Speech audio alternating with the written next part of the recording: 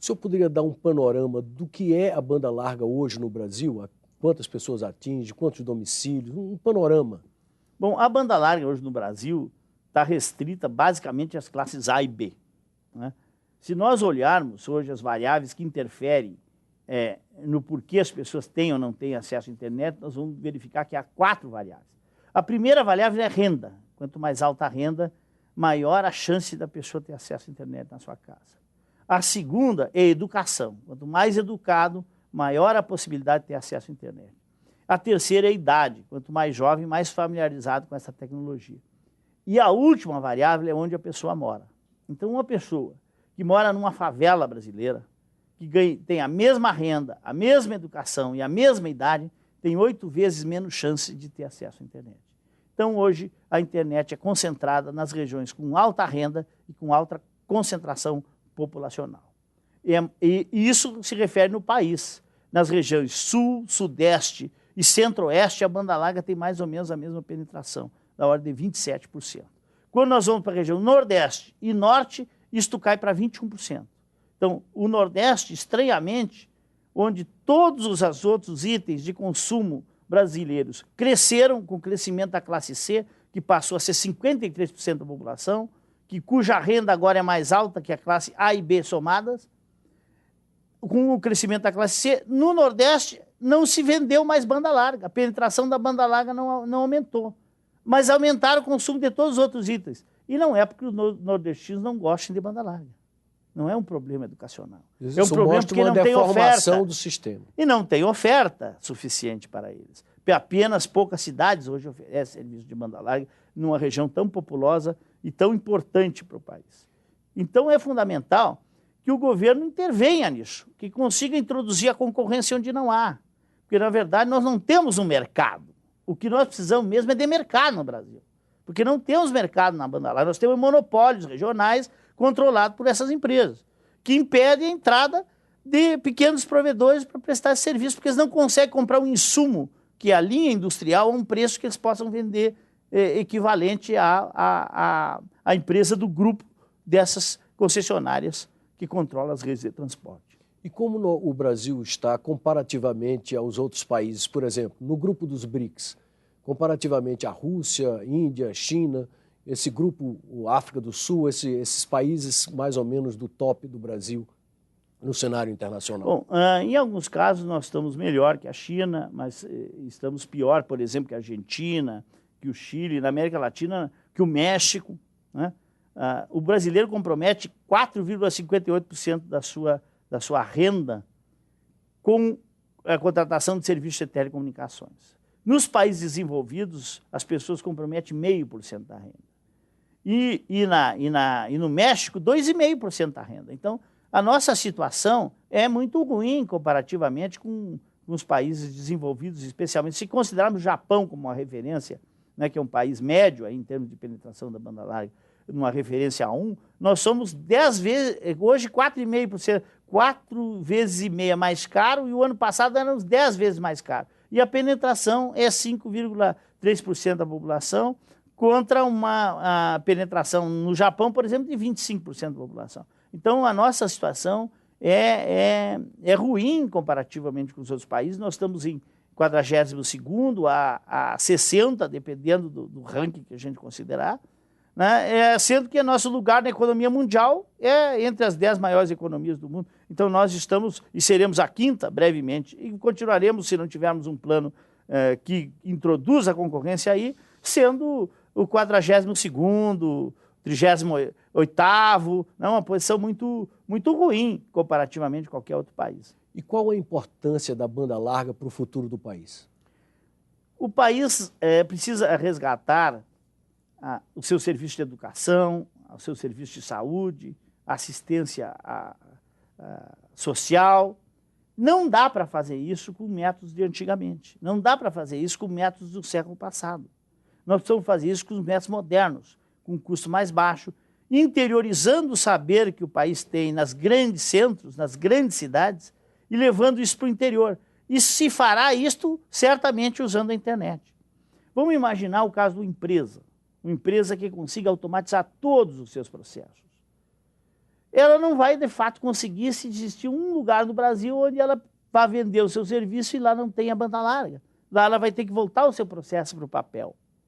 O governo também poderá ficar mais acessível e mais barato para as pessoas se não tiver papel, se puder ser feito através do chamado governo eletrônico, onde a pessoa entra lá e faz uma solicitação, acompanha-se seu pedido no seu processo junto ao governo por meios eletrônicos, sem precisar, às vezes, se deslocar 200, 300, e quanto mais pobre, mais longe, e mais vai ter que se deslocar para obter um serviço ou de saúde, ou de educação, ou saber como é que está a sua aposentadoria.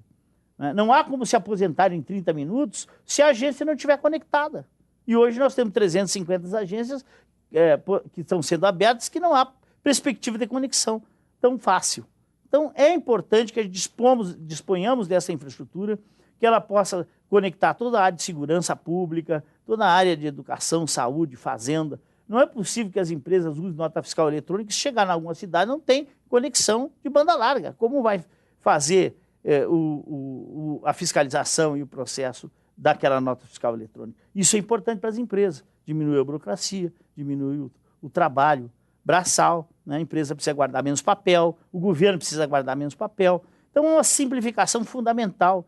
Nós sabemos que a banda larga tem um grande impacto econômico. Um estudo que nós fizemos no Ministério do Planejamento mostrou que se alinhássemos os serviços de governo eletrônico no país, entre Estado, município e União, o impacto seria a redução da ordem de 1% no PIB brasileiro, do custo do país. Então, ela tem interferência direta no chamado custo Brasil. Agora, o senhor também usou uma expressão numa de suas entrevistas, depois que foi anunciado o presidente da Telebrás, de que é uma questão, a expansão da banda larga é uma questão também de estratégia de defesa nacional. Por que o senhor usou essa expressão? Sem dúvida, hoje não é possível que nós tenhamos investido em novas tecnologias, investido do ponto de vista militar em submarinos nucleares, em aviões de último tipo, se nós não controlamos os meios pelos quais esses aviões vão se comunicar. É preciso que as infraestruturas críticas do governo estejam conectadas com redes que nós controlamos. Porque senão nós corremos o risco de, dependendo de um satélite comercial ou de uma rede contratada por uma empresa de controle de capital estrangeiro, de ficar sem conseguir falar ou comunicar-se numa situação de defesa.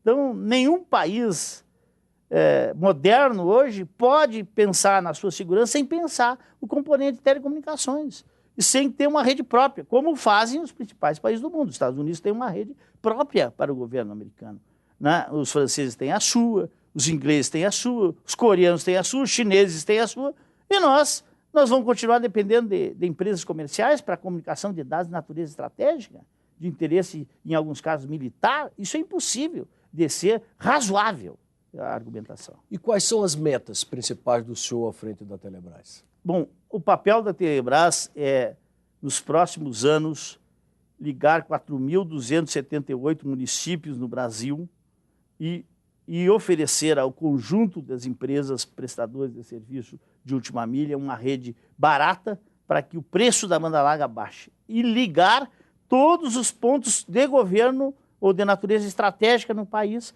nesse mesmo período. Então, nós, este ano, faremos a conexão do anel sudeste e do anel nordeste. O anel sudeste, pela sua natureza estratégica, aí estão os principais centros de processamento de dados do governo, da Receita Federal, da Previdência Social, da Segurança Pública, né? Que envolve aí Brasília, São Paulo, Rio de Janeiro e Belo Horizonte. Então, aí a maior parte das comunicações de interesse estratégico do governo ocorre nesse circuito.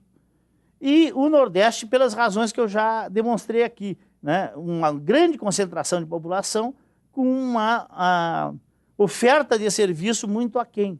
E temos a região Norte, mas lá é mais complexo do ponto de vista tecnológico, porque as distâncias são muito grandes e é preciso um pouco mais de tempo para a gente resolver o problema. Em quanto tempo?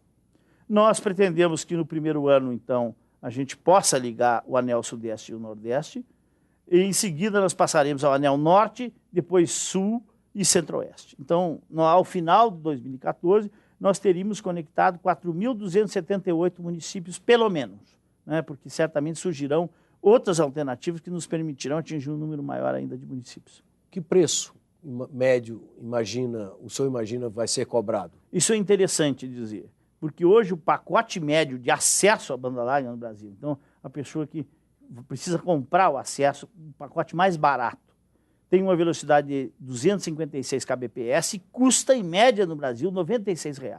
E a nossa pretensão é dobrar essa velocidade mínima de acesso para 512 kbps e a 794, mais ou menos, nessa faixa, a um preço de R$ 35.